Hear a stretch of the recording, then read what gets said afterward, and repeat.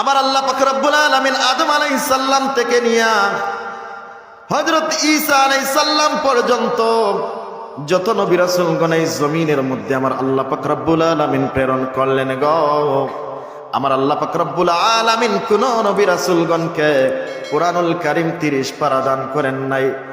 আমার আল্লাহ পাক রব্বুল আলামিন 104 খানা ছোট বড় কিতাবের মধ্য থেকে 4 খানা কিতাব শ্রেষ্ঠ 4 জন পয়গম্বরের প্রতি আমার আল্লাহ নাজিল করলেন।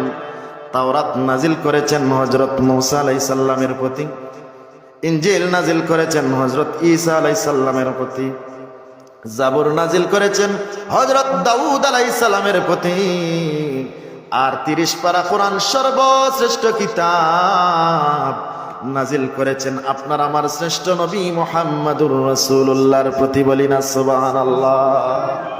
হাবিব আমার, বন্ধু আমার, আমি আল্লাহ পাক রব্বুল আলামিন 104 খানা কিতাবের মধ্য থেকে আপনাকে শ্রেষ্ঠ কিতাব দিয়ে ধন্য করেছি গো। কাউসার বলতে 30 পারা কোরআনকেও বোঝানো হয়েছে। বলি না সুবহানাল্লাহ। এরপরে ইমাম সুয়ুতি বলেন ওয়াস শাফাআতি ওয়া নাহওয়িহা, আল্লাহর রাসূল সাল্লাল্লাহু আলাইহি সাল্লামের যে শাফাআত, কিয়ামতের ময়দানে আল্লাহর রাসূল যে সুপারিশ করবেন, শাফাআত করবেন, সেই শাফাআতকেও কাউসার বলতে বোঝানো হয়েছে। বলি না সুবহানাল্লাহ। কিয়ামতের কঠিন ময়দানে আদম আলাইহিস সালাম থেকে নিয়ে ঈসা আলাইহিস সালাম পর্যন্ত সমস্ত নবী রাসূলগণ বলবেন নফসি নফসি। আদম আলাইহিস সালামের জবান থেকে বের হবে নফসি নফসি, শীশ আলাইহিস সালামের জবান থেকে বের হবে নফসি নফসি, হযরত ইব্রাহিম খলিলুল্লাহর জবান থেকে বের হবে নফসি নফসি, মুসা কালিমুল্লাহর জবান থেকে বের হবে নফসি নফসি, ঈসা আলাইহিস সালামের জবান থেকে বের হবে নফসি নফসি গো। কেবলমাত্র আমার আপনার নবী রাহমাতাল লিল আলামিন মাকামে মাহমুদের মধ্যে সেজদায় পড়ে থাকবেন গো, আমার নবীর জবান দিয়ে নফসি নফসি বের হবে না, আমার নবীর জবান থেকে বের হবে ইয়া রাব্বি হাবলি উম্মতি, ইয়া রাব্বি হাবলি উম্মতি। সুবহানাল্লাহ। আমার আল্লাহ পাক রব্বুল আলামিন কিয়ামতের ময়দানে ডাক দিয়ে বলবেন হাবিব আমার, আজকের এই কিয়ামতের দিন আপনার কান্নার দিন নয় গো, আপনার সম্মানের দিন, আপনার ইজ্জতের দিন, আপনার মর্যাদার দিন।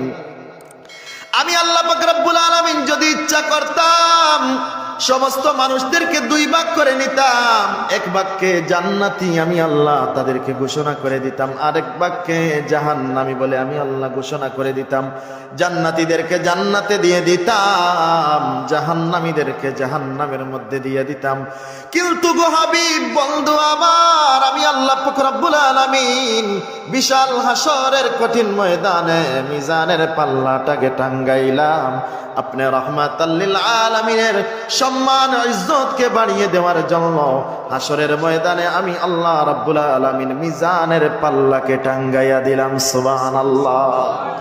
যেই দিন হাসরের ময়দানে আমার আল্লাহ পাক রব্বুল আলামিন মিজানের পাল্লা টাঙ্গাইয়া দেবেন গো, সেই দিন আমার নবী রাহমাতাল লিল আলামিনের চূড়ান্ত সম্মান ইজ্জত প্রমাণিত হয়ে যাবে। বলি না সুবহানাল্লাহ।